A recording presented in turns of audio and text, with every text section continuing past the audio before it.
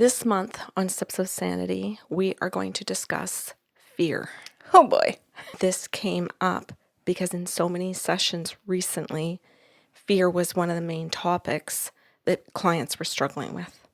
And one of the guides said to me, why don't you do a whole series on Steps of Sanity about fear so that they would also have some resources to use. Mm-hmm. So this is how this came to be. This is how this happened for everybody. And so I spent quite a bit of time researching fear and putting this together. The very first show today is a discussion on what fear is and the signs of fear. Buckle up. Sips of Sanity airs the first week of every month on patreon.com/the Sarlos.